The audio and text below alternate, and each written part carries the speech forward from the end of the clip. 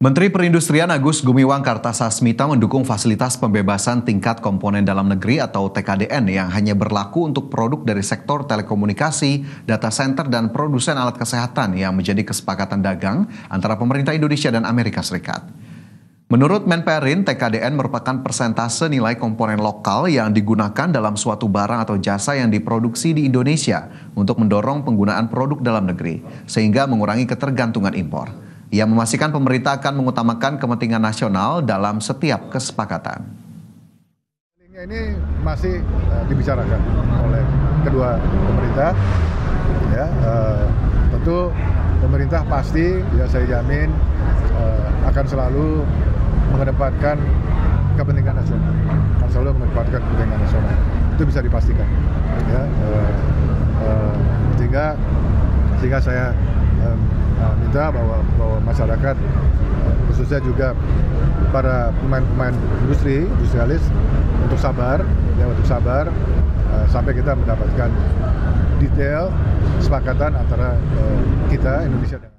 Pemirsa, Wakil Ketua Komisi 1 DPR RI Dave Laksono menanggapi soal transfer data pribadi yang disebut menjadi salah satu poin tertera dalam kesepakatan dagang antara Republik Indonesia dengan Amerika Serikat. Dave menegaskan setiap kesepakatan dengan negara manapun harus sesuai dengan Undang-Undang Perlindungan Data Pribadi. Ia menerangkan bahwa Undang-Undang PDP telah memberi pemerintah landasan hukum dan otoritas khusus untuk memastikan perlindungan data pribadi dengan standar tinggi. Ketika ditanya soal kemungkinan renegosiasi kesepakatan tersebut, Dave menyerahkan sepenuhnya kepada pemerintah, khususnya Menteri Koordinator Bidang Perekonomian Erlangga Hartarto yang terlibat langsung dalam perundingan dengan pihak Amerika Serikat. Pihaknya masih menunggu penjelasan teknis terkait hal tersebut dari pemerintah. Undang-undang akan perlindungan data pribadi, jadi kesepakatan apapun yang dibuat dengan negara manapun ya harus sesuai dengan undang-undang yang kita miliki. Saya belum bisa bilang karena saya masih nunggu penegasan dari pemerintah teknisnya sejauh mana, akan tapi undang-undang itu yang. Pemirsa, Indonesia mendapatkan komitmen investasi dari sejumlah perusahaan Amerika Serikat. Komitmen investasi Amerika tersebar ke beberapa sektor, diantaranya sektor energi bersih, teknologi digital, hingga layanan kesehatan. Amerika Serikat merupakan salah satu mitra dagang utama Indonesia dengan pangsa ekspor mencapai 11,2%. Selain itu, Amerika juga tercatat masuk top 5 investor yang menanamkan modal terbesar di Indonesia. Nilainya mencapai 3,7 miliar dolar Amerika. Komitmen investasi terbaru dari Amerika Serikat menunjukkan kepercayaan yang kuat terhadap prospek ekonomi Indonesia, terutama setelah kesepakatan Agreement on Reciprocal Trade antara kedua negara. Komitmen investasi dari sejumlah perusahaan Amerika tersebut fokus terhadap sektor energi bersih, teknologi digital, hingga layanan kesehatan. Salah satu komitmen terbesar datang dari sektor energi, di mana ExxonMobil siap investasi pembangunan fasilitas Carbon Capture and Storage atau CCS senilai 10 miliar dolar AS. Di sektor teknologi, perusahaan raksasa Oracle, Microsoft, dan Amazon juga menyampaikan minat untuk memperluas operasionalnya di Indonesia. Oracle berencana menanamkan investasi sebesar 6 miliar dolar AS untuk proyek pusat data. Kemudian Microsoft akan membangun infrastruktur cloud dan artificial intelligence atau AI senilai 1,7 miliar dolar AS. Sementara Amazon juga akan memperkuat pengembangan fasilitas AI dan cloud dengan investasi mencapai 5 miliar dolar AS. Sementara investasi di sektor kesehatan, General Electric melalui GE Healthcare akan bekerja sama dengan Kalbe Pharma untuk membangun pabrik CT scan pertama di Indonesia dengan investasi tahap awal mencapai 178 miliar dolar AS. Komitmen investasi perusahaan Amerika Serikat tersebut menjadi modal dasar kesepakatan yang akan memperkuat keseimbangan internal dan eksternal, menjaga neraca perdagangan tetap terjaga, penciptaan lapangan kerja, serta memperluas perjanjian Agreement on Reciprocal Trade Amerika Indonesia. Dari Jakarta, IDX Channel. Pemirsa, Menteri Koordinator Bidang Perekonomian Erlangga Hartarto mengungkapkan alasan kuat Indonesia tetap harus membeli 50 pesawat Boeing. Pembelian itu menjadi bagian dari kesepakatan diskon tarif resiprokal yang diberikan Presiden Amerika Serikat Donald Trump. Orang nomor 1 di Amerika tersebut akhirnya menurunkan tarif impor untuk produk Indonesia dari 32% menjadi 19%. Menko Erlangga menjelaskan pembelian 50 pesawat dari Boeing adalah kesepakatan lama. Ia menegaskan itu adalah kontrak Garuda Indonesia yang baru terkirim 1 pesawat. Kesepakatan itu sempat terkendala karena Garuda terjerat masalah korporasi. Ini membuat emiten berkode saham GIAA itu berada dalam status penundaan kewajiban pembayaran utang. Hadirnya Badan Pengelola Investasi Daya Anagata Nusantara kini diklaim memberikan dukungan pendanaan kepada Garuda. Oleh karena itu, perusahaan plat merah tersebut bisa melakukan rekapitalisasi sebagai bagian dari proses restrukturisasi.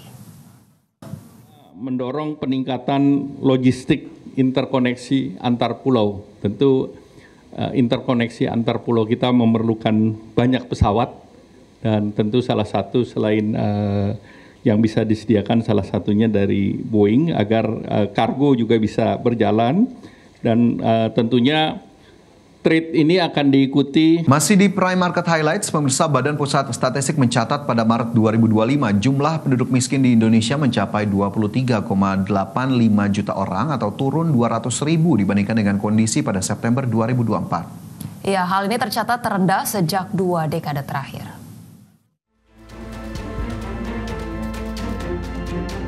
Badan Pusat Statistik mencatat pada Maret 2025 jumlah penduduk miskin di Indonesia mencapai 23,85 juta orang atau mencapai 8,47% terhadap total populasi penduduk Indonesia.